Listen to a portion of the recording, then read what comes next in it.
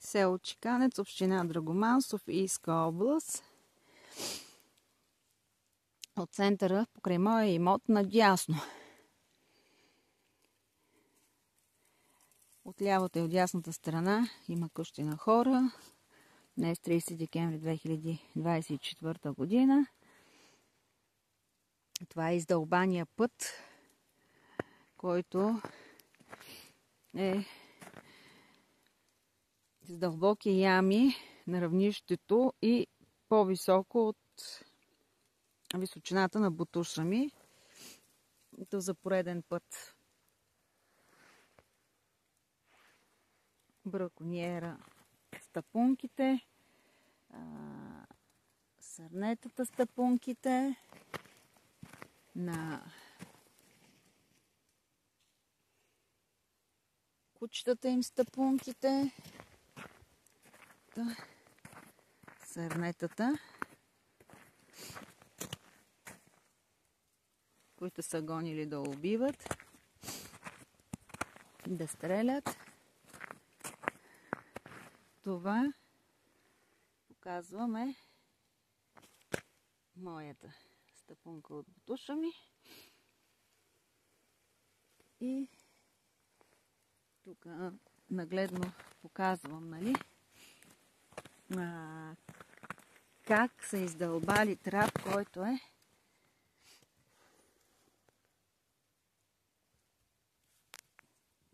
трап и ями на пътя, които са колкото бутуша ми и по-високи. Ето. Това е кръка ми. Бутуша ми пътя. Отстрани.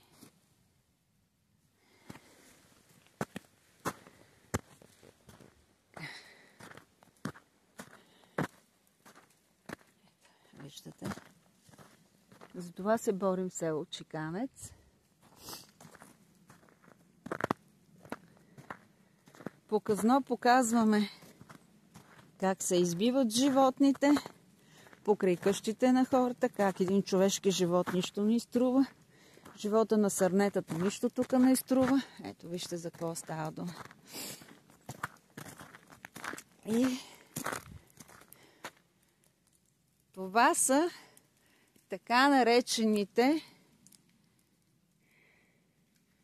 доброволци, които били разчиствали пътя, които го разбиха с булдозер и продължават да го доразбират всячески, да го разбиват. Ето. Вижте, нагледно, за какво става дума.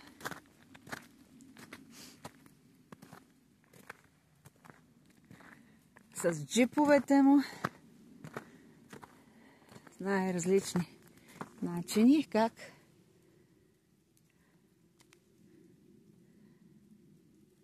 се грижат за общински път. Не говорим горски, защото те тук в населеното място нямат право да ловуват. Да застрашават живота ни, сигурността ни, здравето ни, да не можем от къщите да се покажем навън, от имотите си също да излезем, да си свършим работата. А те да се облажат всякакво едно отношение, да си напълнат хладилничетата, фризерчетата за нова година, да си търгуват с меса, да се търгуват с здравца и разни тъмни други неща, в които са замесени. Ние само отстрани да стоиме, затворени вкъщи и да ги гледаме хубави ли са.